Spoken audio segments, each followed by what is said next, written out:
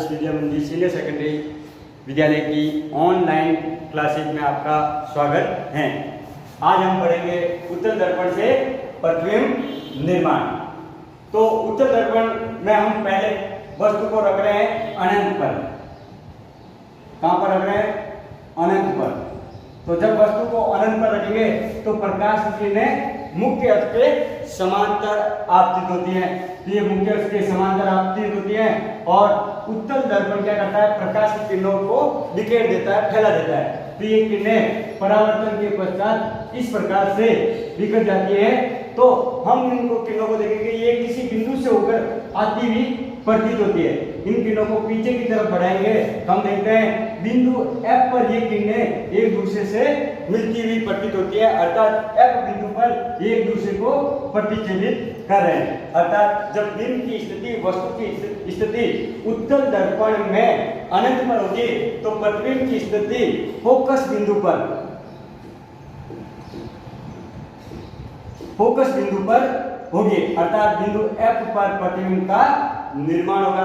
प्रतिबिंब की प्रकृति, अब प्रतिबिंब की प्रकृति कैसे होगी? हम देखते हैं कि जो बनने वाला प्रतिबिंब है वो दर्पण के अंदर की तरफ बन रहा है और दर्पण के अंदर की तरफ बनने वाले प्रतिबिंब आभासी प्रतिबिंब होते हैं। तो बनने वाला प्रतिबिंब कैसा होगा? आपका आभासी प्रतिबिंब होगा और आभासी प्रतिबिंब हमेशा सीधा होता है। तो ये बनने वाला प्रतिबिंब आभासी और सीधा होगा। अब प्रतिबिंब का आकार, जब वस्तु अनंत पर स्थित है तो प्रतिबिंब का आकार बिंदु के आकार का होगा, अत्यंत छोटा, अत्यंत अल्प कह सकते हैं। बिंदु के आकार का आपको प्रतिबिंब दिखाई देगा। नेक्स्ट, इसके अलावा जब वस्तु को अनंत के अलावा वस्तु को O और अनंत के मध्य कहीं पर भी रखें तो हम कह सकते हैं अनंत व O के मध्य, अनंत व O के मध्य, अनंत बिंदु और O के मध्य कहीं पर भी वस्तु को रखने पर हम देखते हैं कि पहली किरण मुख्य अक्ष के समांतर आ रही है। मुख्य अक्ष के समांतर आएगी तो वो परावर्तन के पश्चात F से होकर गुजरती है। तो ये किरण इस तरफ लौटते हुए हम इस किरण को पीछे की तरफ बढ़ाएंगे तो ये किरण हमें F से होकर आती हुई प्रतीत हो रही है। ये वाली जो किरण है F से होकर आती हुई प्रतीत हो रही है। दूसरी किरण हम तिर्यक रेखा के रूप में आपतित हुई, तो जितने डिग्री के कोण से आपतित हुई, 3 डिग्री के कोण से वो क्या हो गई? परावर्तित हो गए। तो इस किरण को भी हम पीछे की तरफ बढ़ाएंगे तो ये दोनों किरणें एक दूसरे को प्रतिच्छेदित करती हुई प्रदर्शित होगी। इस बिंदु पर ये किरणें एक दूसरे को प्रतिच्छेदित करती हुई प्रदर्शित हो रही है। तो प्रतिबिंब जो हमारा बन रहा है वो X और दर्पण का O बिंदु ध्रुव के मध्य बन रहा है। तो जब वस्तु अनंत और O के मध्य होगी तो प्रतिबिंब की स्थिति आपकी फोकस बिंदु X व ध्रुव O के मध्य प्रतिबिंब बनेगा। अब प्रतिबिंब की प्रकृति देख रहे हैं, प्रतिबिंब दर्पण के अंदर की तरफ बन रहा है, इसलिए प्रतिबिंब कैसा होगा? आपका आभासी प्रतिबिंब होगा और आभासी प्रतिबिंब सीधा होगा। आभासी प्रतिबिंब सीधा होगा। प्रतिबिंब का आकार, अब प्रतिबिंब का आकार इस वस्तु की तुलना में आपको प्रतिबिंब अत्यंत छोटा दिखाई दे रहा है तो आप कह सकते हो प्रतिबिंब का आकार कैसा होगा? छोटा होगा। और इसी कारण इस उत्तल दर्पण का उपयोग वाहनों के साइड दर्पण, पार्श्व दर्पण में किया जाता है क्योंकि वहां पर उनका दृष्टिप्रयास अधिक होता है, बनने वाला प्रतिबिंब आभासी बनता है और सीधा बनता है। अर्थात ड्राइवर को पीछे से आने वाले वाहन छोटे लेकिन सीधे दिखाई देते हैं, जिससे वो उनकी दूरी का पता कर लेता है। दर्पण सूत्र, दर्पण सूत्र 1/F बराबर 1/V प्लस 1/U होता है। ये दर्पण की फोकस दूरी, बिंब की दूरी और प्रतिबिंब की दूरी के मध्य संबंध होता है। उस संबंध को ही हम दर्पण सूत्र कहते हैं। अर्थात 1/F बराबर 1/V प्लस 1/U। यहाँ पर F क्या है? स्मॉल f फोकस दूरी है। जो भी हमारा दर्पण होगा, चाहे अवतल हो चाहे उत्तल हो, उस दर्पण की फोकस दूरी को F कहते हैं। यहाँ पर U बिंब की, बिंब अर्थात वस्तु की बिंब की दर्पण से दूरी, दर्पण से दूरी अर्थात वस्तु दर्पण से कितनी दूरी पर स्थित है। V प्रतिबिंब की दर्पण से दूरी, प्रतिबिंब की दर्पण से दूरी अर्थात बनने वाला प्रतिबिंब दर्पण से कितना दूर बन रहा है उस दूरी को V कहेंगे। अब इस प्रकार के प्रश्नों को हल करने में, इसका आंकिक प्रश्नों को हल करने में उपयोग किया जाता है। उस समय हमें कार्तिक चिन्ह परिपाटी, जो हमने इससे लास्ट वाले वीडियो में पढ़ा था कि कार्तिक चिन्ह परिपाटी का उपयोग करते हुए, इनके सिंबलों का उपयोग करते हुए इनका उपयोग करना होता है। नेक्स्ट है आवर्धनता। आवर्धनता का अर्थ है बनने वाला प्रतिबिंब, बनने वाला प्रतिबिंब कितना गुना बड़ा या छोटा बनेगा। क्योंकि हमने देखा कि प्रतिबिंब कभी छोटे बनते हैं कभी बड़े बनते हैं, तो उसकी क्षमता कितनी, बनने वाला प्रतिबिंब कितना गुना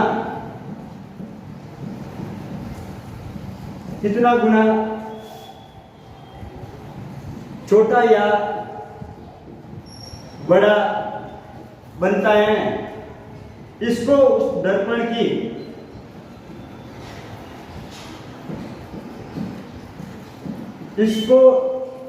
उस दर्पण की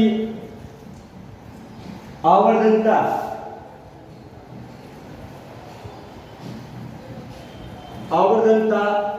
कहा जाता है।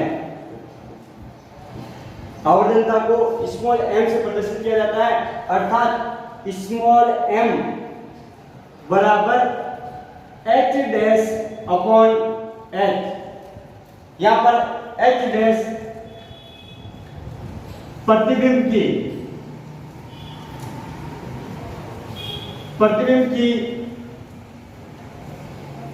ऊंचाई है अर्थात प्रतिबिंब की लंबाई या ऊंचाई कह सकते हैं, और h यहां पर आपके बिंब की जो वस्तु है उसकी ऊंचाई है। और इसको v और u के टर्म्स में रखें तो h डैश अपॉन h बराबर माइनस v बटा u के बराबर होगा। अर्थात m की वैल्यू अगर आपकी 1 प्राप्त हो, m का मान 1 प्राप्त हो, तो उस समय बनने वाला प्रतिबिंब की जो साइज होगी वो क्या होगी, समान होगी। अगर m की वैल्यू 1 से कम प्राप्त हो, 1 से कम प्राप्त हो, तो बनने वाला प्रतिबिंब कैसा होगा, छोटा होगा। बनने वाला प्रतिबिंब आपका छोटा होगा। और m की वैल्यू 1 से अधिक प्राप्त हो,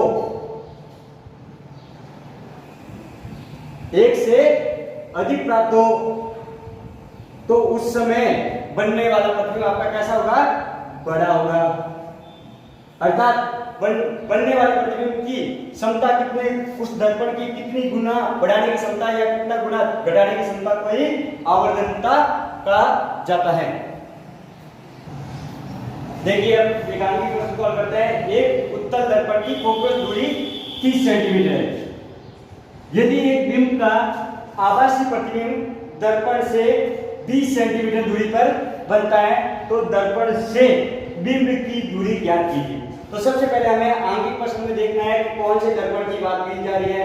दर्पण हमारा है उत्तल दर्पण की बात की जा रही है, तो हम पहले नोट कर लेते हैं कि हमारे जो दर्पण है वो कौन सा है, उत्तल दर्पण है। अब वैल्यू अर्थात कौन कौन से मान दिए गए हैं, मान दिए गए हैं फोकस दूरी अर्थात f, और उत्तल दर्पण के लिए कार्तिकीय चिन्ह परिपाटी के अनुसार f की वैल्यू हमेशा पॉजिटिव होती है, तो प्लस होती है, तो प्लस का चिन्ह लगाने की आवश्यकता नहीं है, लेकिन हम उसको समझने के लिए एक बार प्लस का चिन्ह लगा लेते हैं। वैल्यू हमारी आ गई 30 सेंटीमीटर। फिर आगे लिखा है कि बिंब का प्रतिबिंब, बनने वाला प्रतिबिंब भी कैसा है, आभासी का अर्थ दर्पण के अंदर अर्थात दाईं तरफ, अर्थात हमें वैल्यू दी गई है v की वैल्यू दी गई है और ये बन रहा है अंदर की तरफ, तो यहाँ पर जो v की वैल्यू होगी वो कैसी होगी, आपकी v की वैल्यू भी धनात्मक होगी, क्योंकि दाईं तरफ पता है और दाईं तरफ की वैल्यू धनात्मक होती है। तो इसकी वैल्यू हो गई 20 सेंटीमीटर। अब आपसे पूछा क्या गया है इस प्रश्न में, दर्पण से दीर्घ की दूरी अर्थात u का मान आपको कैलकुलेट करना है, आपको u का मान कैलकुलेट करना है। तो हम लगाते हैं दर्पण सूत्र। दर्पण सूत्र है हमारा 1/f बराबर 1/v प्लस 1/u। वैल्यू हमें u की ज्ञात करनी है, तो u की ज्ञात करनी है तो हम इसका क्या कर देंगे, पक्ष समानांतर कर देंगे। तो 1/u बराबर 1/f माइनस 1/v, क्योंकि ये इस तरफ आएगा धनात्मक है तो इस तरफ आएगा तो क्या हो जाएगा, ऋणात्मक हो जाएगा।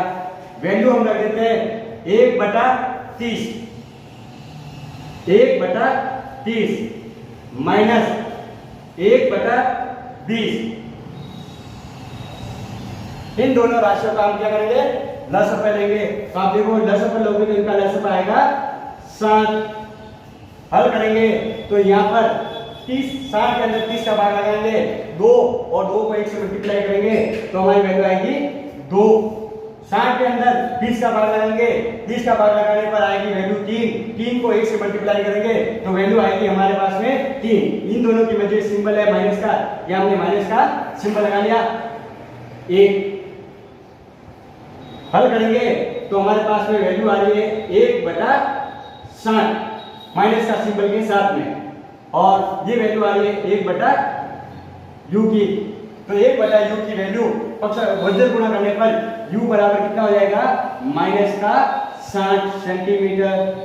अर्थात जो u की वैल्यू 60 प्राप्त हो रही है।